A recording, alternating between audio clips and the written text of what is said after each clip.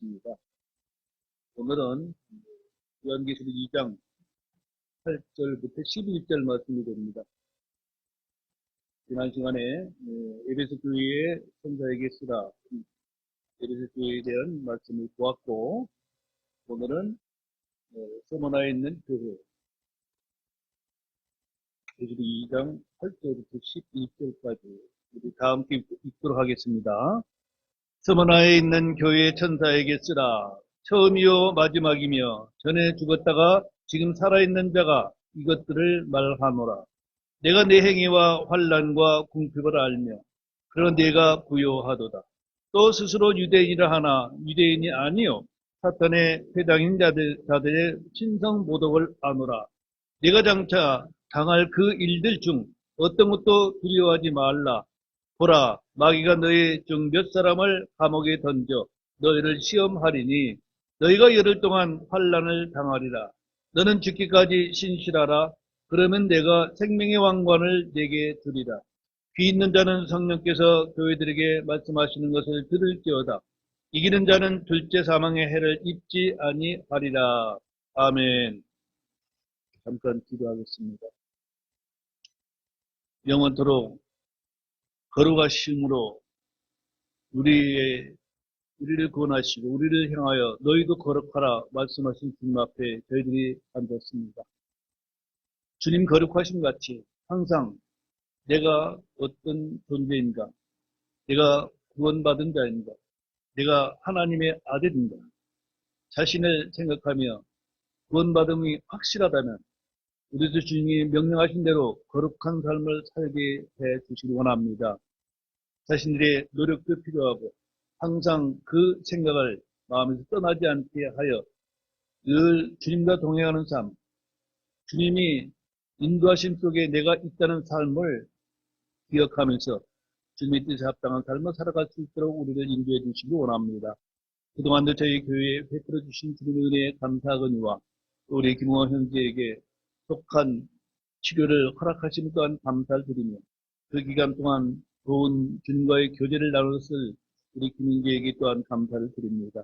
주님 이 시간도 참으로 이제 마지막 때에 있어질 계시록에 대해서 저희들이 공부할 때 마음의 문을 열어주시고 귀를 열어주셔서 주님이 우리에게 하실 말씀 무엇인가, 또한 우리가 주님 앞에 어떤 삶을 살아야 될 것인가, 또한 앞으로 속히 될 일이 주님께서 우리에게 왜 알려주시는가를 생각하는 시간 될 수 있도록 도와주시고 주님께서 예비하신 풍성한 은혜 있는 시간 되도록 도와주시고 또한 이 부족한 종이 말씀을 대언할 때에 참으로 바른 말씀을 전할 수 있도록 성령께서 간섭해 주시옵소서. 함께 하시길 믿고 감사드리며 걸어가신 예수님의 이름으로 기도하옵나이다. 아멘. 예수 그리스도 그분은 영원한 생명이시고 우리에게 영원한 생명을 주셨고 그분은 전지전능하신 하나님이십니다. 예수님의 모습을 우리가 성경에서 볼 때 참으로 우리 사람들이 표현할 수 없는 그런 모습들을 우리가 볼 수가 있죠. 예수님께서 육신을 입고 오시기 전에 이사야 선지자는 뭐라고 했습니까? 모양도 없고 참으로 아름다운 모습도 없다. 연한 틀과 같다.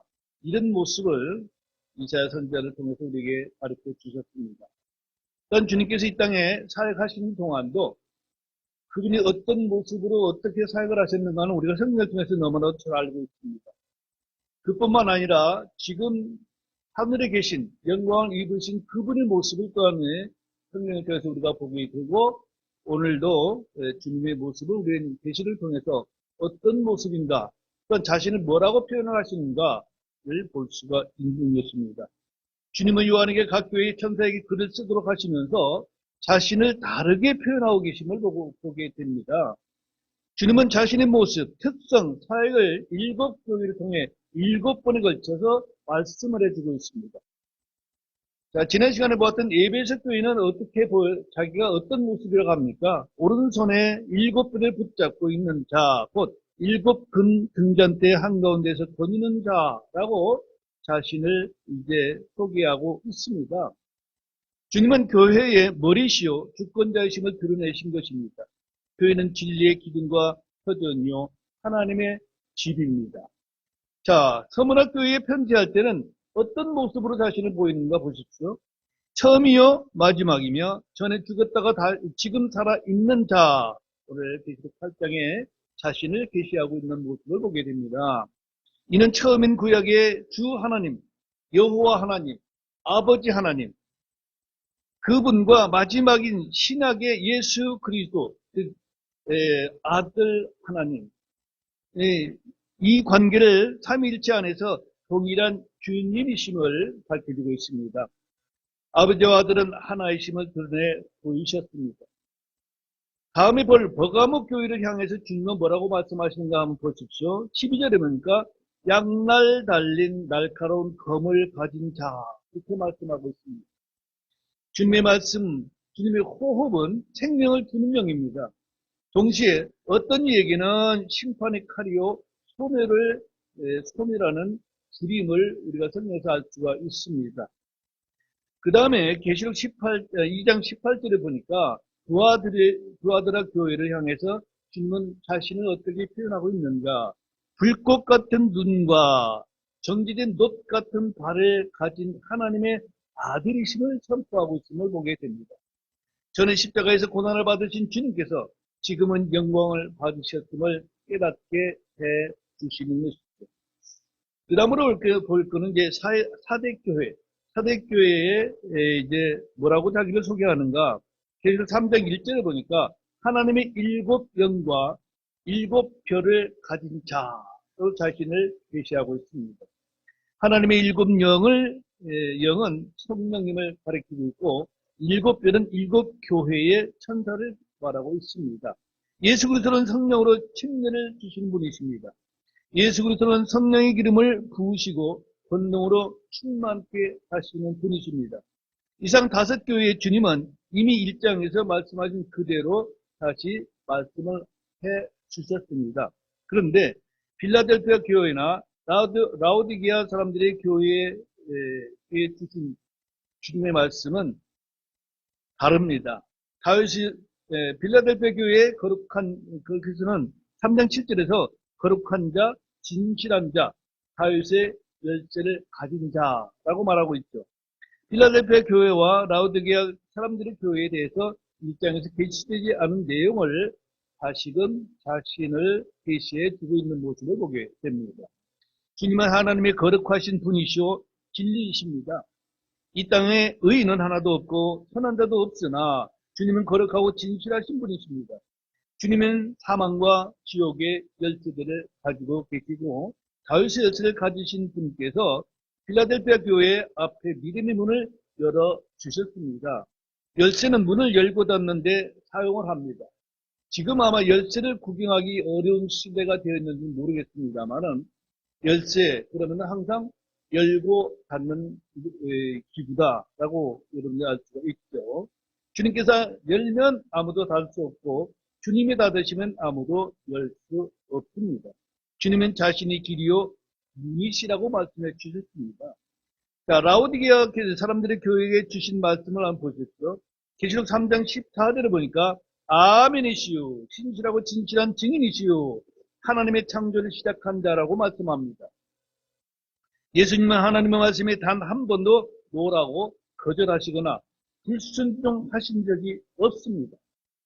예수님은 하나님의 말씀에 항상 아멘이셨습니다.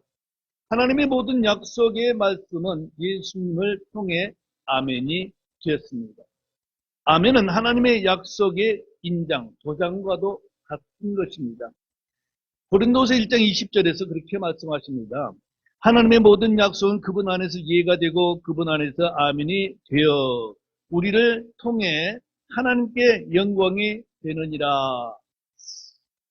사람이 살다 보면은 긍정적인 사람이 있는가 하면은 부정적인 사람이 있습니다. 항상 말을 할 때 부정으로 시작하는 사람이 있죠. 그러나 또 어떤 사람은 무슨 말이든지 긍정으로 시작하는 사람들이 있습니다. 그러면은 그 차이가 무엇일까? 부정으로 시작하는 사람들에게는 부정으로 그 사람에게 열매가 맺히게 됩니다. 그러나 긍정으로 시작하는 사람들에게는 모든 것이 긍정으로 열매를 다가오게 되는 것을 알 수가 있습니다. 여기서 아멘이라는 것은 그렇습니다. 하나님의 뜻과 똑같습니다. 저는 그렇게 똑같이 생각하고 있습니다. 라는 뜻이 담겨 있다는 사실입니다. 예수님은 신실하시고 진실한 증인이십니다. 유일하게 하나님께서 하늘에서 내려오셨고 또한 하나님과 함께 계셨던 그분은 하나님 아버지에 대해 신실하시고 진실하게 증언을 하고 계십니다. 계시록 4장 1절에, 11절에서는 예수님은 하나님의 창조를 시작하신 분이시다. 그분을 통해, 그분을 위해 모든 것이 창조되었고 그분으로 말미암지 않고 지어진 것이 하나도 없음을 말해주고 있습니다. 이렇게 일곱 교회 천사에게 글을 쓰면서 예수님은 자신을 각기 다른 모습으로 보여주셨습니다.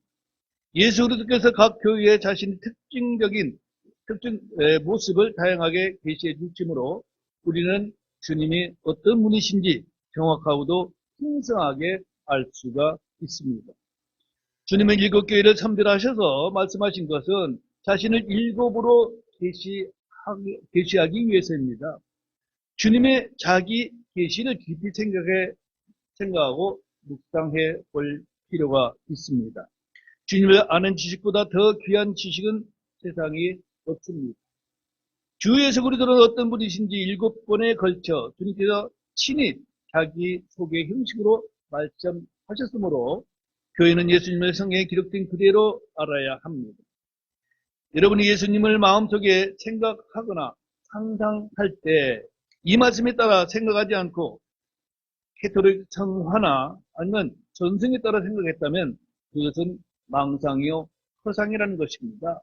우리는 잘못된 예수님에 대한 상식이 얼마나 많은지 모릅니다. 그러나 우리 진실된 주님을 믿는 진실된 성도라면 성경에서 어떻게 예수님을 우리에게 가르쳐주고 있는가, 어떤 모습을 보고 있는가, 어떻게 기록하셨는가, 그것에 따라야지 전설이나 전통이나 어떤 설화를 따라서는 안 된다는 말씀 제가 드립니다. 자, 오늘 8절 말씀 보겠습니다. 서머나에 있는 교회의 천사에게 쓰라. 처음이요 마지막이며 전에 죽었다가 지금 살아있는 자가 이것들을 말하노라. 아마 성경을 듣는 분들도 서머나란 지명은 이곳을 처음 볼 것입니다. 사도행전이나 바울 서신의 어디에서도 이 지명은 나오지 않습니다. 베드로 역시 이 교회는 언급하지 않습니다. 서머나란 이름은 제가 서론에서도 말씀드렸지만은 몰약이란 향료에서 유래를 합니다. 몰약은 우리 주님께서 이 땅에 처음 오셔서 받으신 선물입니다. 동방의 지혜자들이 찾아와서 무엇을 주님께 드렸습니까? 그때 헌금과 몰약 또 그 몰약을 드렸는데 돌아가실 때도 몰약을 드렸습니다. 이제 스펀지 같은 해면에 찍어서 고통받는 예수님이 입술에 갖다 댄 것이 몰약이거든요. 이 몰약은 8, 9피트 그러니까 2m나 아니면 2m 반 정도의 높이로 자라는 가시돋친 나무로 매우 쓴 맛을 지니고 있지만 그 향기는 대단한 특산물로 아주 귀한 것입니다. 몰약의 특징은 두드리고 으깰수록 짓눌리고 부서질수록 더욱 아름다운 향기를 뿜어내기에 그 이름에서 고난과 핍박을 통해 그리스도의 향기를 뿜어내는 교회임을 암시해 주고 있습니다. 역사적으로 서머나 교회는 순교의 향기를 드러내었고 주 313년 콘스탄틴 황제가 최초로 종교의 자유를 합법적으로 공인한 밀라노의 칙령까지 혹독한 핍박을 받은 교회입니다. 역사적인 것을 제가 들어주는 것은 뭐냐면 이 성경에 기록된 것은 사람이 기록한 것이 아니라는 것, 또 이제 세상의 역사와 맞물려 있다는 것, 그것을 이제 밝혀주기 위해서인데 서머나는 에베소 다음과는 부유한 항구 도시였고 일찍부터 유대인들이 많이 정착했는데 이들이 로마 정부와 결탁하여 크리스천들의 피를 흔히 흘렸습니다.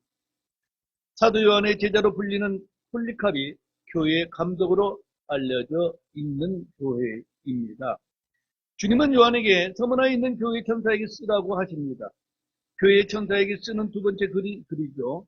에베소 교회 천사에게 이미 썼고 이제 서머나 교회 천사에게 요한은 자신이 보고 들은 것, 주님이 쓰라고 불러주신 것들을 기록하고 있습니다. 서머나 교회는 천사가 누구입니까? 디모데 혹은 디도, 두기고, 마가와 같은 사람들이나 소위 속사도라 불리는 폴리캅에게 쓴 것이 아닙니다. 가브리엘이나 라파엘이냐 하는 천사가 아닙니다.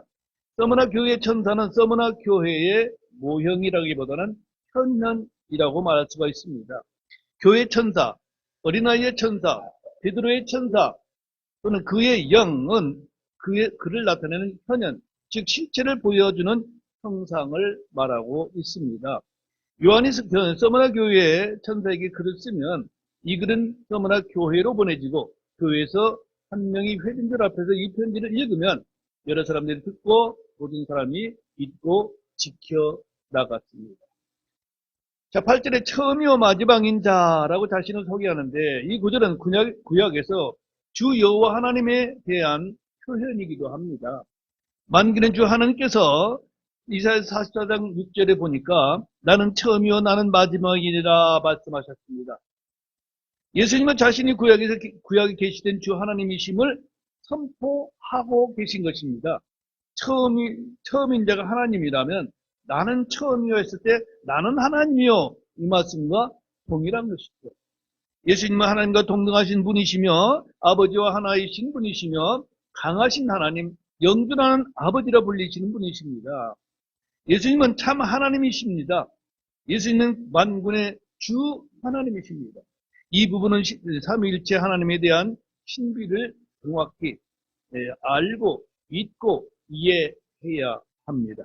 주님은 때로 자신을 아들로 계시하시고 때로는 자신을 하나님 아버지와 동일하신 분으로 계시하고 계십니다.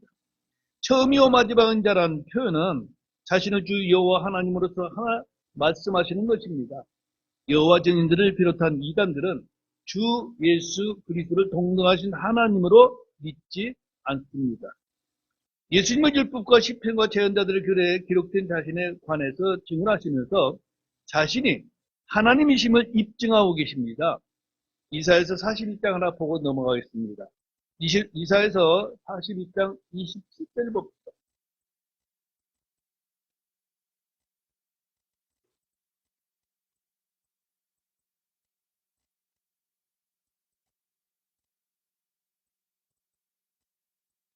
이사야서 41장 27절입니다. 자, 사회서는 우리 같이 읽어봅시다. 처음인 자가 시온에게 이르기를 보라, 그들을 보라 할 것이며 내가 좋은 소식을 가져오는 자를 예루살렘에 두리라. 자, 처음이신 이는 누굴까요? 하나님이십니다. 자, 그럼 시작은 누구입니까? 골로새서 1장 18절에 말씀하고 있습니다. 또 그분께서는 몸, 곧 교회의 머리이시니라. 그분께서 시작이시오 죽은 자들로부터 처음 난 자이시니 이것은 그분께서 모든 것 가운데서 으뜸이 되려 하시니라. 여기서 그분은 분명히 예수님이시죠. 예수님은 시작이라는 뜻입니다. 이 말씀이 무엇인지 아십니까? 그분께서 하나님이라는 말씀입니다. 구약 성경에 기록된 처음이신 분, 시작이신 주 하나님이 바로 그분이시라고 말씀하고 계신 것입니다. 예수 그리스도께는 하나님의 인격의 정확한 형상이시오 영광의 광채라고 고린도후서 4장 4절, 골로새서 1장 15절, 히브리서 1장 3절 곳곳에서 그렇게 말씀하고 있음을 보게 됩니다. 그럼에도 불구하고 이 우리나라 교회, 정통교회라고 하는 장로교회나 감리교회에서는 예수님과 하나님을 같은 돈으로 보지 않는 데가 너무 많습니다. 하나님은 아버지고 예수님은 아들이다. 거기서 국한되어 있습니다. 그렇다면은 그들은 삼위일체를 사실은 입술로 말하지만 마음으로 믿지 않는 것이 되는 것이죠. 거듭난 성도들의 삼위일체 하나님을 이해하지 못하거나 믿지 못하면 성경 전체에서 예수 그리스도와 하나님과 예수 그리스도를 동일하지 하나님으로 믿지 못합니다. 창세기에 창조주 하나님께서는 항상 우리라고 복수로 말씀하고 있습니다. 창조주 하나님은 삼위일체 하나님이시기 때문에 그렇습니다. 아버지 하나님은 창조주이시고 예수님은 하나님의 아들로만 생각하고 그분이 창조주라고 말씀하시는데도 믿지 못하는 사람들이 너무나 많다는 것입니다. 자, 너무 쉽게 소개하고 있는 요한복음 1장을 봅시다. 요한복음 1장 1절로 3절. 여러분들이 자주 보는 성경 구절이죠. 요한복음 1장 1절부터 3절까지. 네, 같이 읽겠습니다. 처음에 말씀이 계셨고 말씀이 하나님과 함께 계셨으며 말씀이 하나님이셨더라. 바로 그분께서 처음에 하나님과 함께 계셨고 모든 것이 그분에 의해 만들어졌으며 만들어진 것 중에 그분 없이 만들어진 것은 하나도 없더라. 이 문장에서 지칭하시는 말씀이 예수 그리스도라는 것을 모르는 사람은 없을 것입니다. 그런데 그분이 곧 하나님이요 창조주라는 사실을 말씀을 읽으면서도 믿지 않으려는 사람들이 많다는 것입니다. 이는 우리나라의 삼위일체를 부정하는 개역 성경이 그렇게 만들어 놨기 때문입니다. 참으로 슬픈 일이죠. 개역 성경 삼위일체 하나님께서 자신의 모양을 따라 자신의 형상대로 사람을 지으셨는데 여기서 혼을 부인하고 혼이 없는 사람을 지으신 분으로 바꾸어 놓았기 때문에 그렇습니다. 여러분들에게 지금 개역성경이 없지만은 창세기 2장 7절의 개역성경을 보면은 여호와 하나님이 흙으로 사람을 지으시고 생기를 그 코에 불어넣으시니 사람이 생명이 된지라. 뭐가 없어요? 혼이 없습니다. 생명, 살아있는 영. 생명은 혼이 아닙니다. 자, 영으로 혼을 부인하여 살아있는 혼이 없는 사람을 지으신 하나님으로 개역성경은 변개를 시켜 놓은 것입니다. 그뿐 아닙니다. 고린도서 15장 45절에도 개역성경으로 보면 기록된 바 첫사람 아담은 산 영이 되었다 함과 같이 마지막 아담은 살려주는 영이 되었나니 그랬습니다. 첫사람 아담에게 산 혼이 없어요. 산 영이라고만 해놨습니다. 혼이 없는 사람을 만드는 하나님으로 개역성경을 그렇게 바꿔놨기 때문에 삼위일체를 별로 믿지 않습니다. 그래서 흔히 장로교나 감리교에 가면은 영과 혼을 분리하지 않고 그냥 영혼. 성경 전체도 영혼. 그래서 참성화에도 거의가 영혼. 이렇게 영혼을 하나로 보고 있다는 것입니다. 역시 아담은 산영으로 살아있는 혼이 없는 자가 되었음을 우리가 왜 그렇게 되었는가? 개역성경에서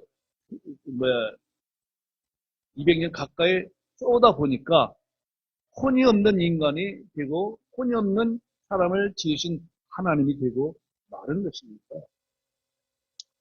자, 이제 계시록 2장 8절로 가서 전에 죽었다가 지금 살아있는 자가 이것들을 말하노라. 예수님께서 전에 죽으셨다는 것을 모르는 이는 아무도 없을 것입니다. 예수님은 십자가에 못 박혀 죽으셨습니다. 그분의 죽음은 당대 예루살렘 유명한 사건이었고 유대 사이에 널리 알려진 사건입니다. 유월절을 앞두고 유대인들은 자신들의 왕으로 불렸고 추대하려 했던 예수란 청년을 로마인의 손에 넘겨주었습니다. 그런데 그분이 지금 살아있습니다. 이 사실은 아는 이가 극히 적습니다. 십자가에 못 박혔고 무덤에 묻혔던 그 예수님께서 지금 살아있다는 것은 충격적인 말이 아닐 수는 없을 것입니다. 주님이 육신의 몸을 벗고 영과 혼이 살아났다는 말이 아닙니다. 못 박혔던 손과 발, 창에 찔렸던 옆구리를 가진 그 몸으로 다시 살아나셨습니다.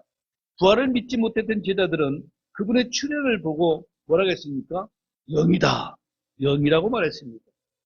죽으면 그것으로 끝이라고 생각했던 이들은 그분의 부활을 도저히 믿을 수가 없었던지라 거짓말이다, 속이는 것이다, 헛것을 본 것이다, 제자들이 지어낸 말이다, 그렇게 말하고 있습니다. 예수님은 전에 죽었으나 지금 살아 계십니다. 우리는 예전에 이 땅에 살았다가 죽어버린 어떤 사람을 믿는 것이 아니라 전에 죽었다가 지금 살아있는 분, 그분을 믿는 것입니다. 고린도전서 15장 14절에서 그리스도께서 살아나지 아니하셨다면 우리의 선포가 헛되고 너의 믿음도 헛되며 그랬습니다. 성경은 계속해서 그리스도께서 일으켜지지 아니하셨다면 너희 믿음이 헛되고 너희가 여전히 너희 죄들 가운데 있으며 고린도전서 15장 17절에 말씀하고 있죠. 그리스도께서 전에 죽으셨다가 지금 살아계시지 않는다면 그분의 부활은 거짓이 되고 부활의 진리, 선포는 헛소리에 불과하며 우리의 믿음도 헛것이 되는 것입니다. 그분의 죽음이 없었으면 우리의 죄는 사해질 수가 없기 때문입니다. 나의 구주나 우리의 구원자는 나의 죄값을 치르시기 위해서 십자가에서 죽었습니다. 이걸로 끝이라면 우리의 믿음은 헛것이 됩니다. 주 예수 그리스도의 죽음이 대속의 죽음, 우리의 죄를 제거하는 죽음이라는 사실은 부활을 통해서 확실히 입증이 되었습니다. 예수님의 십자가에서 죽음은 우리의 죄값을 치르시며 예수님의 부활은 자신의 죄가 없으심의 증거이며 우리들의 죄가 지옥에서 해결되었다는 증거입니다.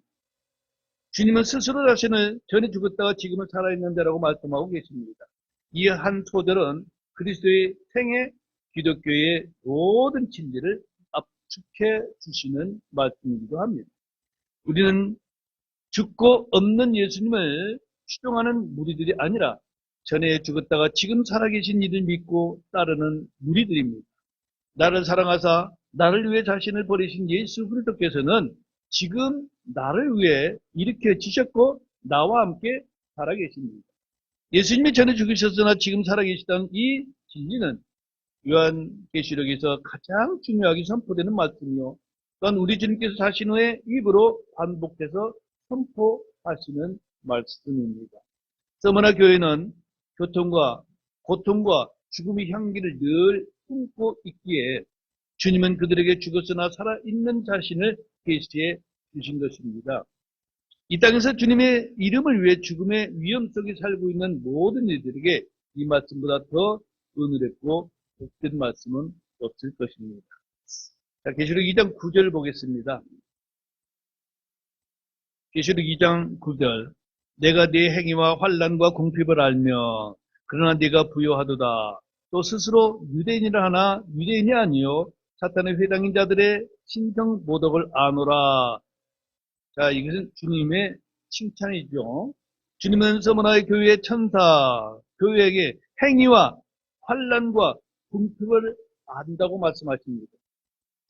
우리는 주님의 공생의 사역 동안 주님이 하신 행위, 주님이 하신 일, 환난과 궁핍을 압니다. 주님은 머리 둘 곳이 없었습니다. 주님은 먹을 양식이 없어서 줄인 적이 많았고 주님을 따르던 제자들도 배가 고파서 밀이삭을 따서 비벼 먹기도 했습니다. 주님은 신실한 여인들의 연고로 생활을 하신 것을 누가복음 8장 3절에 기록하고 있습니다. 우리는 사도들이 겪는 환난과 궁핍을 잘 알고 있습니다. 베드로와 요한은 구제를 바라는 안진뱅이를 향해서 뭐라고 했습니까? 우리에게 은과 금이 없다. 내가 너한테 동정해 줄 돈이 없다. 그렇게 그가 바라는 이제 거러지가 요구하는 돈을 줄 수가 없다는 형편을 우리가 볼 수가 있죠. 우리는 사도 바울을 비롯한 그 일행들의 환난과 궁핍을 잘 알고 있습니다. 자, 고린도후서 6장 4절로 5절에 사도 바울이 뭐라고 하는가 보십시오. 오히려 모든 일에 우리 자신을 하나님의 사역자로 입증하되 많은 인내와 고난과 궁핍과 곤경과 매맞음과 감옥에 갇힘과 소동과 수고와 깨어있음과 금식 가운데서 그리하고 그랬습니다. 사도 바울의 그 모든 고난, 우리는 성경을 통해서 너무나도 잘 알고 있습니다. 주님의 일을 하는 신실한 사도들, 그분의 사역자들의 행위와 환난과 궁핍을 우리는 성경을 통해서 분명히 알 수가 있습니다. 주님 역시 서문화 교회의 행위, 환난, 궁핍을 잘 안다고 말씀하고 있습니다. 현대교회는 가난을 죄나 믿음 없음을 여기며 물질적 부와 풍요를 하나님의 축복으로 생각하며 그것들을 추구하고 있습니다. 이는 성경과 맞지 않는 것입니다. 사무엘상 2장 7절에 보니까 주께서는 가난하기도 하시고 부하기도 하시며 낮추기도 하시고 높이기도 하시도다 하시는도다 그랬습니다. 가난이 죄가 될 수가 없는 것이죠. 가난한 것은 절대가 죄가 아닙니다. 그것도 주께서 주신 복이라고 말씀하고 있기 때문입니다. 우리는 이 말씀에 주목을 해야 합니다. 야고보서 2장 5절을 보면은 내 사랑하는 형제들아 귀를 기울이라. 하나님께서 이 세상의 가난한 자들을 택하사 믿음에 부유하게 하시고 자신을 사랑하는 자들에게 친히 약속하신 왕국의 상속자들로 삼지 아니하시느냐 그랬습니다. 물질적 가난은 영적 부요함이 됩니다. 크리스천들은 하늘의 보화를 쌓아두고 하늘의 보상을 기다리고 있는 사람들입니다. 자, 9절에 그러나 네가 부유하도다 그랬습니다.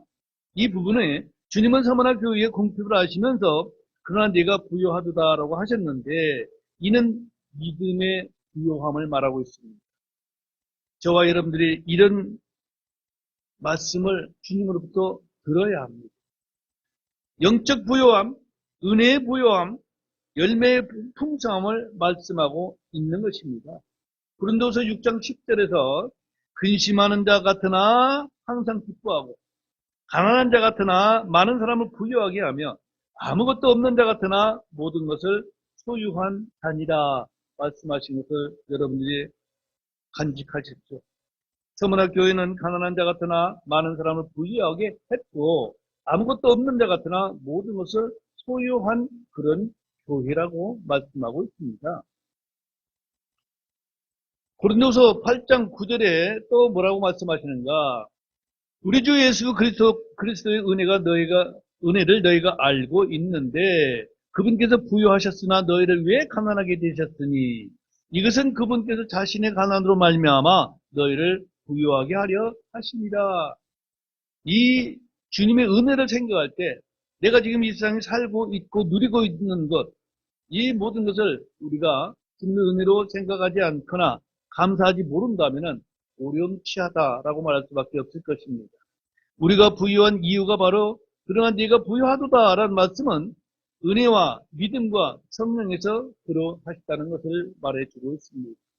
자, 다시 9절로 가서 또 스스로 유대인이라 하나 유대인이 아니요 사탄의 회당인 자들의 신성 모독을 아노라 그랬는데 오늘날 자칭 유대인들이 누구인지 보십시오. 유대인, 이스라엘이 현존하고 있음에도 불구하고 우리는 영적 유대인이다. 하나님이 이스라엘이다. 참 이스라엘이다. 외치는 무리들이 대단히 많습니다.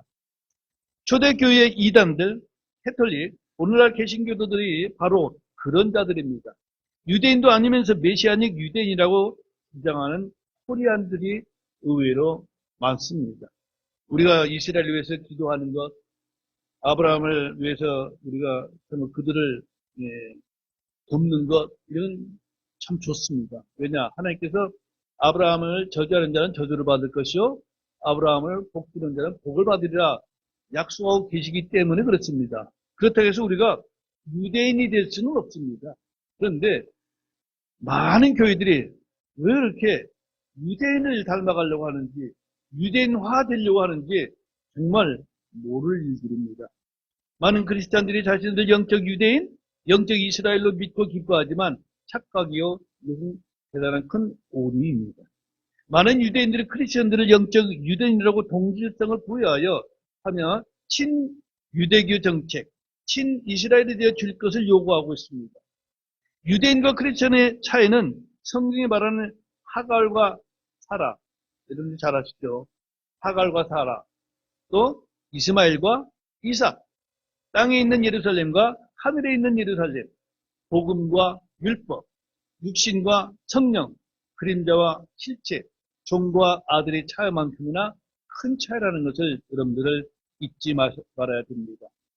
유대인이 크리스천이 아니고 이방인이 유대인이 아니듯 크리스천들은 크리스천들 뿐이고 유대인은 아닙니다. 하나님께서 유대인에게 주신 약속은 교회에 아무런 해당 사항이 없습니다. 그들에게는 율법, 성전, 제사장 체계, 가나안 땅, 왕국 등 유대인에게 주어진 그 어느 것도 교회와 전혀 상관이 없습니다. 교회는 회당이 아니고 교황은 대제사장이 아니고 사제들은 이스라엘 민족의 레위 지파도 아닙니다. 교회 건물은 성전이 아닙니다. 지난 시간에도 말씀을 드렸지만은 아직도 많은 교회들이 교회를 성전하고 있습니다. 그럼에도 스스로 영적 유대인이라고 외친 그룹들이 매우 많습니다. 그들은 유대인이 아닙니다. 캐토릭이든 개신교인이든 침례교인이든 그들은 유대인이 아닙니다. 스스로 유대인이라고 믿는 이들은 구약의 율법 체계, 제사장 체계 아래로 들어가고자 하는 자들로서 진리를 무너뜨리는 사탄의 일꾼들에 지나지 않습니다. 갈라디아서 4장 9절에서 한번 보십시오. 이제 즉 너희가 하나님을 안 뒤에 혹은 오히려 하나님께서 너희를 아신 뒤에 어찌 너희가 다시 약하고 천한 초동 원리들로 돌아가 다시 그것들에 속박되려 하느냐. 초대교회 때 크리스천들에게 기어 들어와 할례를 행하게 하고 절기를 지키게 하며 율법 준수를 가르치던 무리들이 있었습니다. 주님은 이들을 스스로 유대인이라고 하나 유대인이 아니요 라고 말씀하고 계십니다. 그럼 그들은 누구입니까? 사탄의 회당인 자들이라고 2장 9절과 3장 9절에서 말하고 있습니다. 사탄은 자신의 천사들이 있고 자신의 사역자들이 있고 자신의 회당이 있고 자신의 진리가 있습니다. 사탄은 자신의 왕국이 있고 자신의 그리스도 즉 적그리스도가 있고 자신의 대언자 즉 거짓 대언자가 있습니다. 자, 우리 고린도후서 11장 13절로 15절 보겠습니다. 고린도후서 13장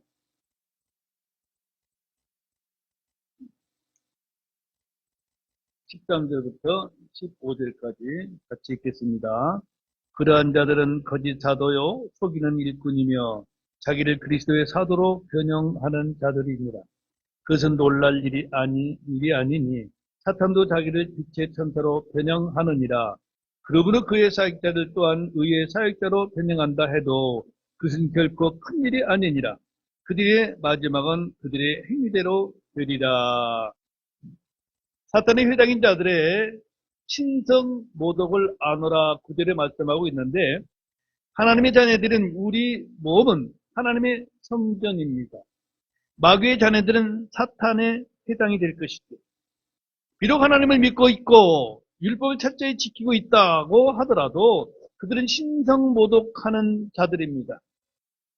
사도 바울이 구원받기 전에 고백을 하고 있습니다. 여러분들이 신성 모독이 무엇인지 이 시간에 확실히 알아두시길 바랍니다. 사도행전 26장 11절 보십시오. 사도 바울이 전에 하나님을 향한 열심히 특심했다 그랬는데 그때 어떤 일을 했는가? 사도행전 26장 11절에 또 모든 회당에서 여러 번 그들에게 형벌을 주며 누가 그랬다고요? 사도 바울이 예수님을 믿기 전에 유대 종교에 있을 때에 그들에게 억지로 신성모독하는 말을 하게 하였으며 그들을 향해 심히 격분하여 심지어 낯선 도시들에까지 가서 그들을 핍박하였나이다. 종교에 열심히 있는 사람, 하나님을 위해서 열심히 일한 사람, 그 사람이 전에 어떤 일을 했느냐? 그가 크리스천들을 체포해서 신성모독하는 말을 하게 했다면 그것이 무엇일까요? 신성모독이란 하나님을 욕하는 것이 아니라 예수 그리스도를 부인하는 것입니다. 사도 바울이 예수를 믿기 전에 하나님을 믿었어야 하면서 믿었죠. 하나님을 위해서 열심을 했습니다. 그게 예수를 믿는 사람들 잡아다가 감옥에 가두든가 죽이든가 아니면 잡아다가 신성모독을 하게 하는 겁니다. 그게 뭐냐? 예수를 부인하게 하는 거예요. 유대인들은 하나님을 믿지만 신성모독자들입니다. 왜 그래요? 예수님을 자신의 메시아로 인정합니까? 안 합니까? 안 합니다. 자신을 구원자로 받아들입니까? 안 받아들입니다. 예수님을 하나님과 동등하고 여깁니까? 안 여깁니다. 그러니까 유대인들은 지금 어떤 자들? 신성 모독하는 자들입니다. 무슬림들은 하나님을 믿지만 신성 모독자들입니다. 그들도 예수님을 믿지 않습니다. 여호와의 증인들은 신성 모독자들입니다. 그들도 예수님을 하나님과 동등하고 여기지 않습니다. 하나님이 아닌 누구를 하나님으로 부르는 신성 모독이 우상 숭배라면 하나님이신 예수 그리스도를 하나님으로 믿지 않고 신하지 아니하는 것은 가장 큰 신성 모독이 됩니다. 예수 그리스도를 믿지만 그분의 속죄 사역을 불완전하게 만들어버리는 것 역시 신성 모독입니다. 다시 바울의 고백을 한 번 더 들어봅시다. 이번엔 디모데전서 1장 13절 보겠습니다. 디모데전서 1장 13절.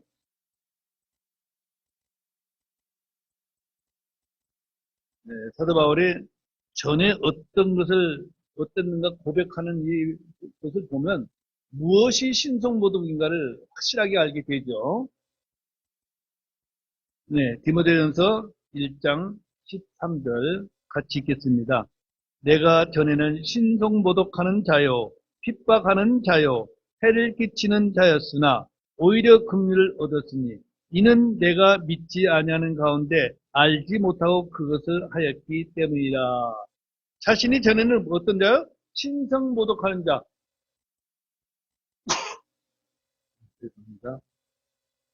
예수님을 부인한 자. 예수님은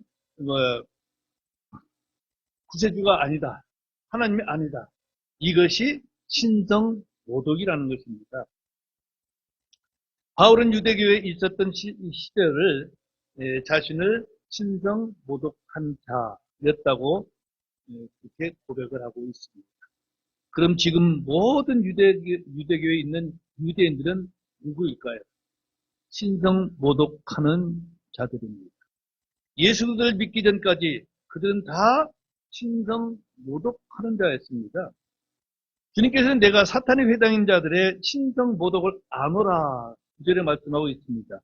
하나님을 믿는다고 하는 사람들이 예수 그들을 하나님과 동등하게 믿지 않는다면 그것이 바로 신성모독입니다.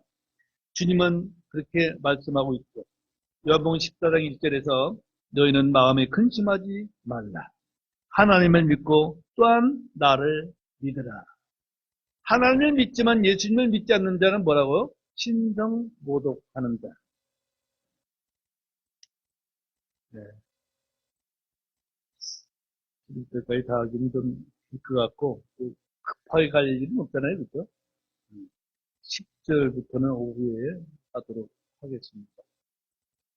여러분들이 이제 계시록을 1, 2, 3장은 계시록 전체를 보기 위한 서론으로서 우리가 자세한 설명이 필요한 이유는 이제 앞으로 전개될 일들을 어떻게 쉽게 이해할 수가 있는가 그런 이제 서론적인 것이니까 그렇게 아시고 또 뭐 급히 갈 필요는 없다고 생각을 하고 있습니다.